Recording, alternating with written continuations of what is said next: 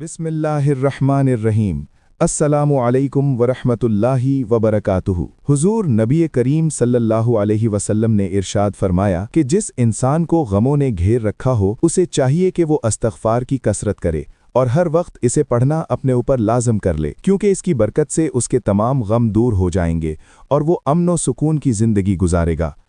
अगर आप भी किसी परेशानी में हैं और इससे निकलना चाहते हैं तो आज मैं एक बहुत कीमती अमल बताने जा रहा हूं, तो ये वीडियो आखिर तक लाजमी देखें ताकि कोई भी बात आपसे मिस ना हो।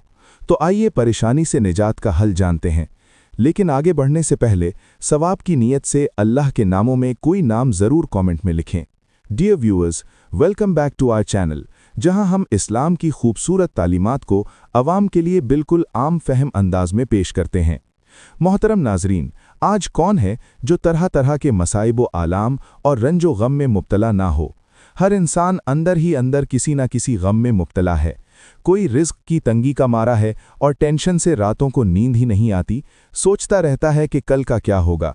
कोई बेचारा कर्ज़ों के बोझ तले दबा हुआ है और सोचता है कि ये सिलसिला आखिर ख़त्म कब होगा।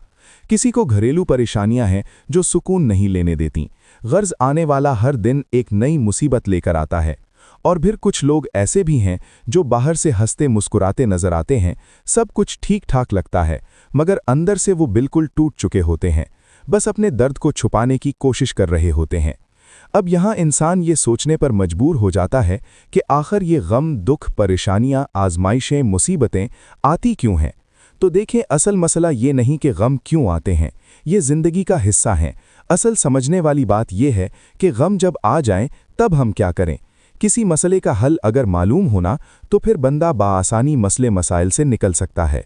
और यहाँ यानी गमों और परेशानियों से निजात के लिए जो हल है वो इस्तग़फ़ार है। इस्तग़फ़ार वो नुस्खा है जो हर परेशानी को कुचल देता है। पहाड़ जितनी भी इसकी हैबत के सामने ठहर नहीं सकती। तो बस मसाइब व आलाम से यकीनी निजात के लिए अल्लाह के नबी ने हमें इस्तग़फ़ार का ताकतवर नुस्खा अता फरमाया है। इस्तग़फ़ार मामूली अमल नहीं, ये इंसान की ज़िंदगी बदल देता है। एक हदीस में है कि अल्लाह ने हज़रत दाऊद अलैहिस्सलाम की तरफ वही भेजी और फरमाया, अगर मुझसे रूगर्दानी करने वालों को पता चल जाए कि मैं उनका कितना शिद्दत से इंतज़ार कर रहा हूँ, उन पर कितनी मेहरबानी करना चाहता हूँ और उनके गुनाहों को तर्क करना कितना पसंद करता हूँ, तो वो मेरे शौक़ में मर जाएंगे और उनके जोड़ मेरी मोहब्बत की वजह से मुनक़ता हो जाएंगे। ए दाऊद, ये तो मेरा मामला उन लोगों के साथ है जो मुझसे मुँह मोड़ते हैं। अब सोचो, जो लोग मेरी तरफ रुजू करते हैं उनके साथ मेरा मामला कैसा होगा। अब देखो, हज़रत दाऊद अलैहिस्सलाम को जब अपनी एक छोटी सी ख़ता का एहसास हुआ तो आप 40 रोज़ तक सजदा रेज़ रहे। सिर्फ बुनियादी ज़रूरियात के लिए ही सर उठाते और फिर दोबारा सजदा रेज़ हो जाते। न कुछ खाते न पीते, बस रोते रहते और अल्लाह से माफ़ी मांगते रहते। इतना रोए कि उनके आंसुओं से ज़मीन गीली हो गई और रिवायत है कि उनके सर के इर्द गिर्द घास उगाई और आप अपने रब को पुकारते रहते और उसके तौबा का सवाल करते रहते। हज़रत अली करमुल्लाह वजहू ने बहुत खूबसूरत अंदाज में फरमाया कि ताज्जुब है उस शख्स पर जो हलाक हो जाता है, हालांकि निजात का रास्ता उसके पास मौजूद है। लोगों ने पूछा, वो निजात का रास्ता क्या है? तो आपने फरमाया, इस्तग़फ़ार।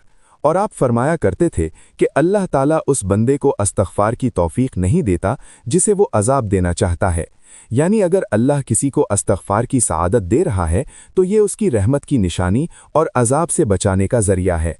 फिर देखो, हज़रत अबू हुरैरा रज़ियल्लाहु अन्हु की ये बात, जो सहाबा में सबसे ज़्यादा हदीसें बयान करने वाले थे। वो फरमाते हैं कि मैं रसूलुल्लाह सल्लल्लाहु अलैहि वसल्लम से बढ़कर इस्तग़फ़ार करने वाले किसी शख्स के पास नहीं बैठा।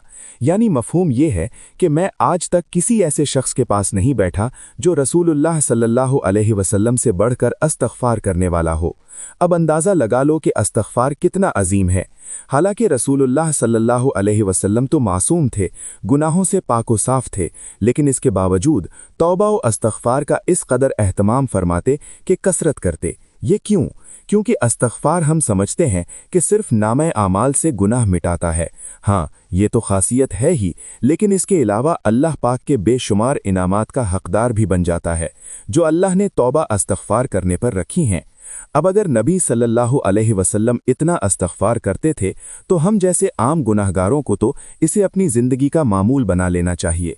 शेख अबुल हसन शाज़ली फरमाते हैं कि तुम पर इस्तग़फ़ार लाजिम है अगरचे कोई गुनाह ना भी किया हो। हुजूर नबी अकरम सल्लल्लाहु अलैहि वसल्लम के इस्तग़फ़ार से नसीहत हासिल करो, हालांकि आपको आपके अगलों पिछलों के गुनाहों की बख्शिश की बशारत और यकीन हासिल था, और फिर भी ये इस्तग़फ़ार का मामूल इस अजीम मासूम हस्ती का मामला है जिसने कभी भी किसी गुनाह का इर्तिकाब नहीं किया और इससे हमेशा पाक रहे।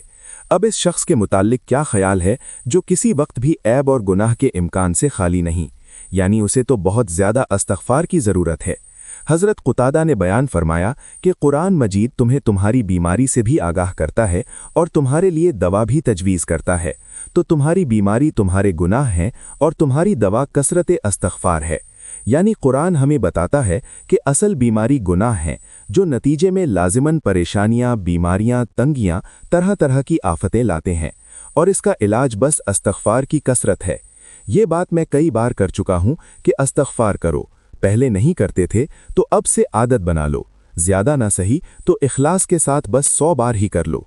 अल्लाह नीयत देखता है और नीयत में कितना इखलास है ये देखा जाता है। अगर खुलूसे दिल से सिर्फ एक मर्तबा भी इस्तग़फ़ार अदा हो गया ना तो 1000 बेधानी और गफलत में किए हुए पर सबकत ले जाएगा। तो अब असल मर्ज़ की तशख़ीस हो चुकी है जो कि गुनाह है, और दवा भी पता चल गई जो तौबा इस्तग़फ़ार है। तो अब चाहे आपको दुनिया जहान का कोई भी मसला, गम, दुख, परेशानी है, तौबा इस्तग़फ़ार को लाजिम पकड़ लीजिए।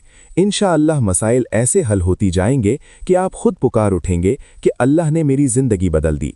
और हाँ, जब फैज़े तौबा इस्तग़फ़ार मिले तो मुझ सियाहकार और मेरे प्यारे वालिदैन को भी अपनी दुआओं में याद रखना। अल्लाह पाक अमल की तौफ़ीक़ अता फ़रमाए।